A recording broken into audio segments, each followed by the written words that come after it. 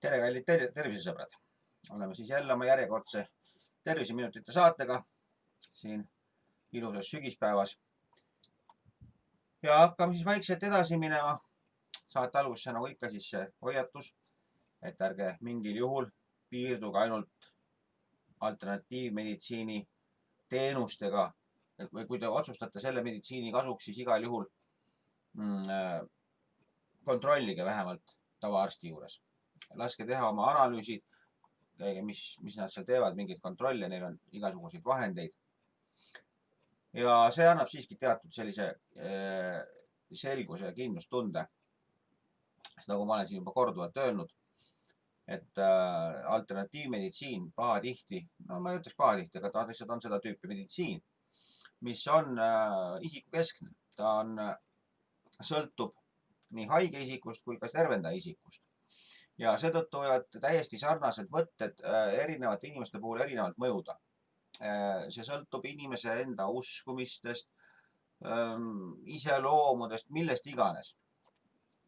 Ühesõnaga see ampluaa, millest need alternatiivmeditsiini võtted sõltuvad, neid on väga palju. Okei, võib-olla seal, kui me võtame puhta taimeravi, siis see on võib-olla natuke sarnasem siis selle tabletimeditsiini, see on juba sisuliselt mingi aine manustamine endale, aga taimeravi siiski ei ole mitte aine manustamine. See on üks viga näiteks, mida tänapäeva meditsiin minu arvates teeb, on see, et ta arvab, et kui me võtame taimest välja mingisuguse toimeaine, nii-öelda toimeaine, siis me saame sellega sama targalt või veel paremini ravida kui taime endaga. Aga minu nägemuses see kaugeltki nii ei ole. Et siin mängivad ikkagi rolli, ütleme, mina nimetaks seda taime vaimuks, kes siis meiega suhtleb ja meid tervendab.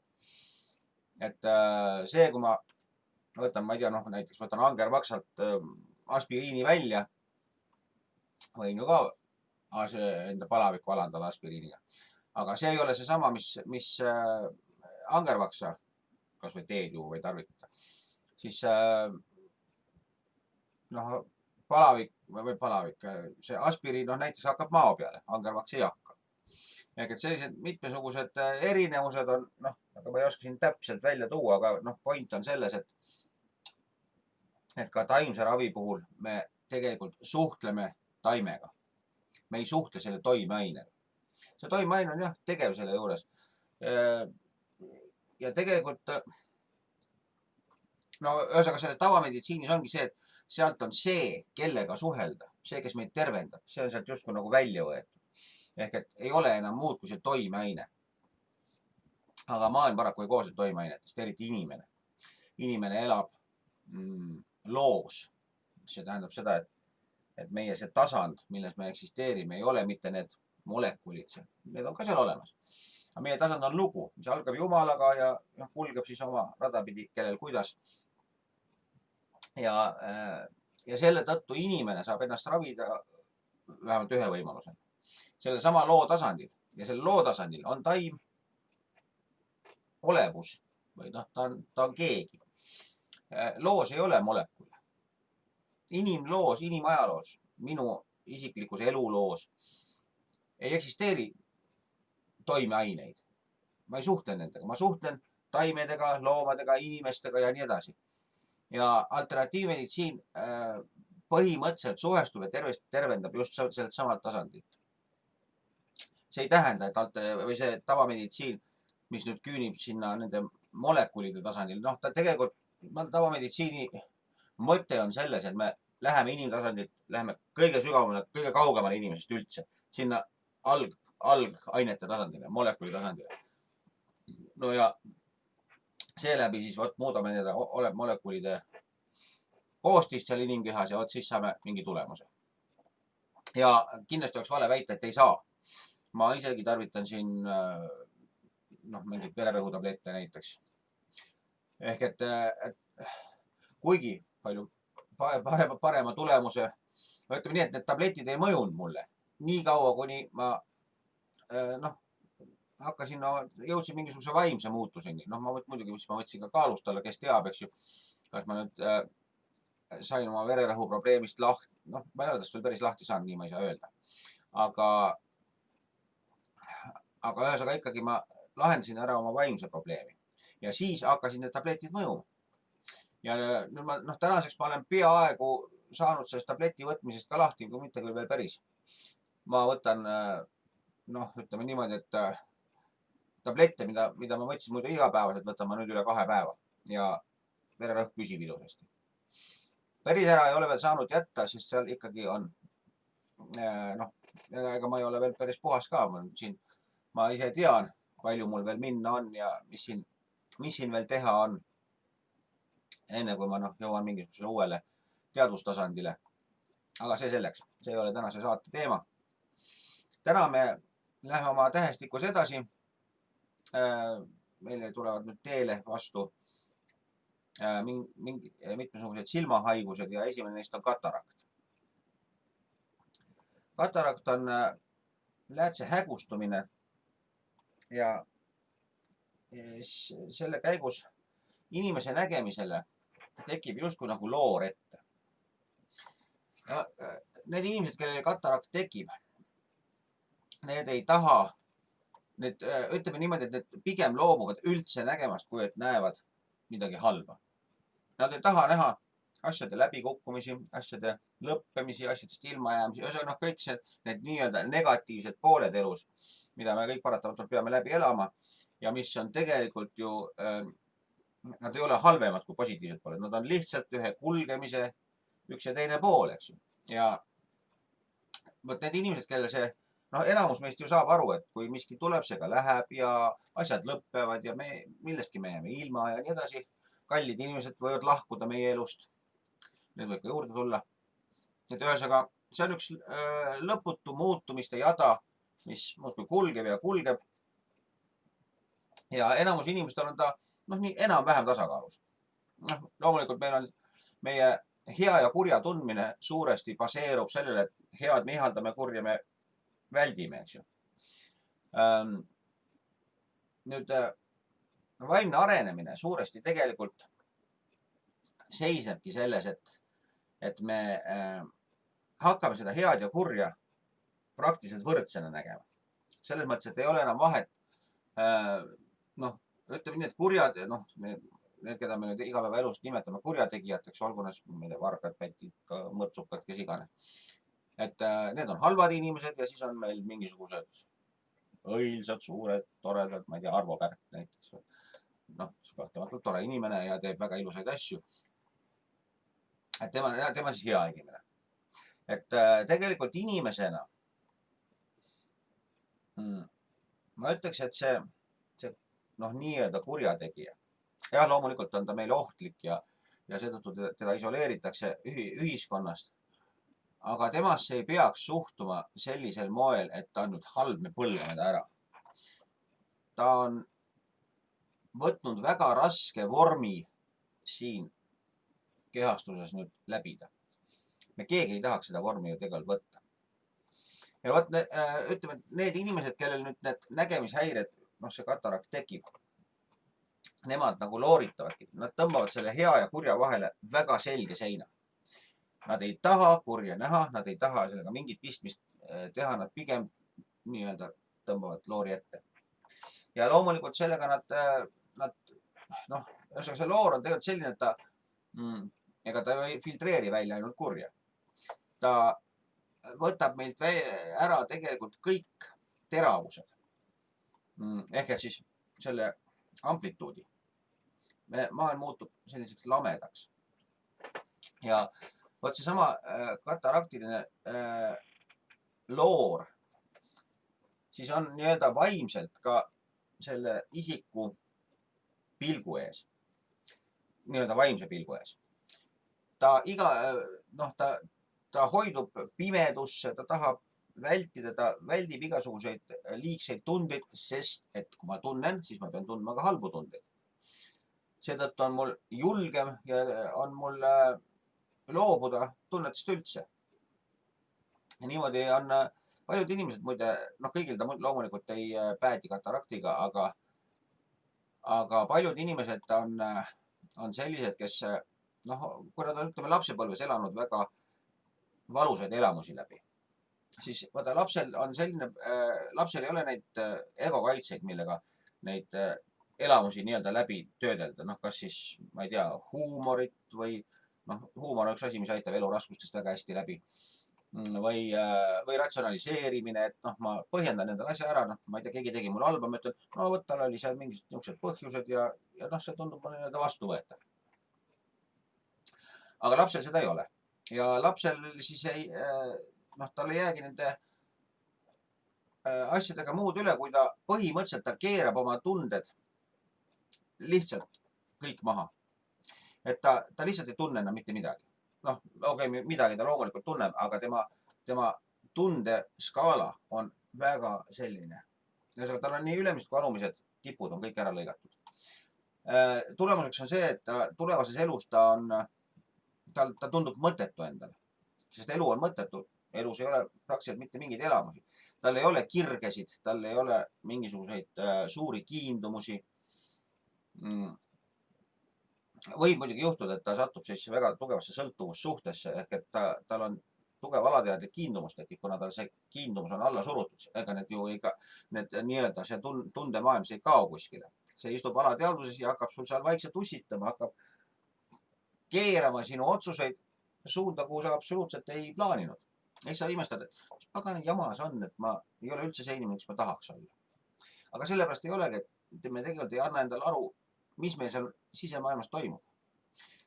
Ja see varjatud, ära põlatud, ära kardetud sisemaailm, see hakkab meie eest mõtlema. See tähendab, meile tundub, et me mõtleme ise, aga tegelikult alateadlik hirm lükkab meie otsuse alati talle sobilikus suunas. See tähendab selleks, et teda vältida. Ja see on nüüd üks viis, jah, kuidas me, olles niimoodi kinni keeranud oma tundemaailma, siis kehaliselt hakkab see väljenduma selles, et meil tekib selline loor pilgu ette ja me hakkame nägema seal, ma ei tea, musti plekke või hakkame mitmekordselt nägema, noh, need sümptomid natuke varieeruvad seal siia-sinna.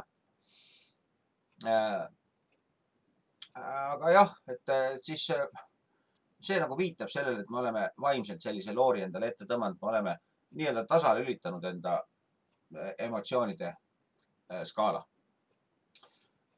Ja tasuks nende sellistel inimestel tasuks mõelda, et kas nad mitte ei ole liiga kriitilised, nad esitavad liiga kõrgeid nõudmisi oma ümbritsevatele. Ehk et noh, neil on see loor väljendub mõnevõrra vaimselt selles, et kuivõrd ma kardan negatiivseid tundeid, siis ma väga tugevasti nõuan ümbritsevate käest, et nad teeksid kõike niimoodi, et jumala pärast need ei meenutaks mulle, et see negatiivne tunne on üldse olemas. Ja no näiteks oletame, ma kardan solvangut. Siis ma olen äärmiselt tundlik igasuguste sõnade vastu. Mul on kogu aeg lokaator püsti, et ega mind äkki solvata. Ja siis loomulikult tundub praktiliselt igasugune, noh, mis iganes vähegi selline sõna, mida me võime nagu kujutada ette, et see võiks nagu solvav olla. See ka solvanguna tundub. Praegu on, noh, tänases maailmas ju teate, solvumiskultuur on meil number 1 praegu. Igaüks solvub, kes vähegi solvuda suudab. Kõik me suudame loomulikult solvuda. Aga see on kuidagi au sisse tõstetud, see solvumiskultuur. Ja tõesti praegu otsitakse, noh, kõik tahavad ennast tähtsaks teha sellega, kui nad tabavad kellegi milleltki selliselt, mida saab solvumisena tõlgendada või solvamisena. Enamasti need solvajad, kes nii-öelda ära lintšitakse, need ei ole kunagi tahtnud kedagi solvata. Lihtsalt keegi on neil sõnasabast kinni saanud, on seda tõlgendanud omamoodi, öelnud, aga vot see on solvang ja nüüd kõik solvuge selle peale. Noh, hiljuti oli see raadio, mis ta iganes nimi oli, see raadiodiskor, kes, noh, ma natuke lugesin seda nii-öelda ajakirjandusest. Noh, seal ei olnud mitte ligilähedaseltki mingit solvangut kuskil. Lihtsalt tavaline siuke hommikuprogrammi möla. See ei peagi olema teab mis sügav. Lihtsalt lobe möla ja that's it, eks ju. Mingit kildu sisse. Mingit solvangut seal kindlasti ei olnud. Mina sealt välja ei lugenud. Ja ometi keegi suutis seal sõnasabast kinni võtta ja sellest tõelise skandaali üles tõmmata, sellepärast, et tegelikult see skandaali sisu oli selle skandaalitseja enese ego tõstmine, eks ju. Ma olen nüüd nii palju parem, vaadake, mina näen, et see on solvang. Mina tean, ma olen korralik inimene. See on sama tüüp inimesed, kes omal ajal naabreid küüditasid. Täpselt see sama, ma näen, ma tahan omal vastu rindu, mina tean, tema on kulak, saadan minema, ta on paha. Ja need kulakute tegijaid on praegu nagu seeni pärast vihma ja järjest niimoodi lintšitakse inimesi ilma, et nad tegelikult milleski süüdi oleks. See on siis kataraktist. Nii, ja nüüd järgmine nägemisega seotud teema on meil kaugnägevus. See on nüüd hästi levinud asi kõigil, kes natukenegi vanemaealiseks jäävad. Mitte kõigil, loomulikult mõnel ka ei ole, mõni. Mul emal oli näiteks niimoodi, et ta nägemine hakkas halvenema, ei saanud enam lugeda ja nii edasi. Ja siis läks paremaks uuesti tagasi. Ehk et tema kohanemisvõime tegelikult taastus. Ja see nägevus, kuna see ongi seotud sellega, kuivõrd silm on võimeline kohanema siis selle kaugele või lähedale vaatamisega. Siis see kaugnägevus põhimõtteliselt räägib meile sellest, et inimese kohanemisvõime on kahanenud. Jah, see on ka siis normaalne või loogiline, et see toimub just vanemas eas, sest inimesed, kui nad saavad vanemaks, mida vanemaks inimene saab, seda jäigemaks muutub tema maailmavaade. See lihtsal põhjusel, et kui ma olen juba vanem inimene, mul on rohkem olnud aega selleks, et välja kujundada oma seisukohta elu suhtes. Ja vana inimene, öeldakse, et vanale koerale uusi trikke ei õpeta ja see just tuleneb sellest, et vanal koeral on kõik juba selge. Mitte, et tal tegelikult selge oleks, aga tema enda jaoks on asjad on nii ja mitte teisiti.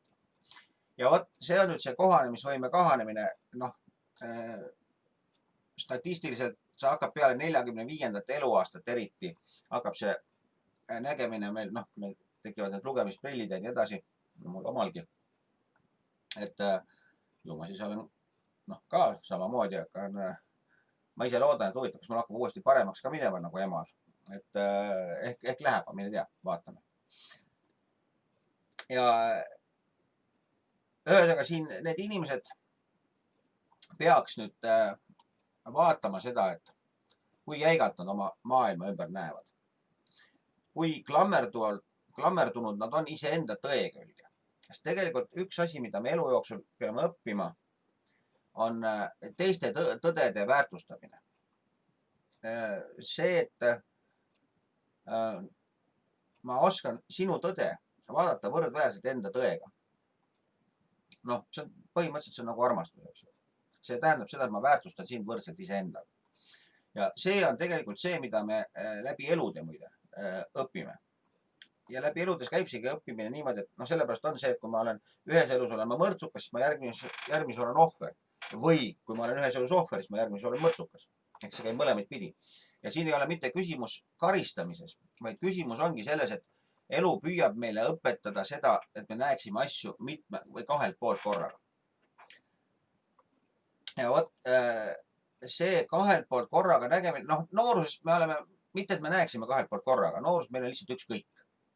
Me oleme ise nii enesekindlad, meil, teine tõde lasta olla, me ei näegi neid teisi tõdesid.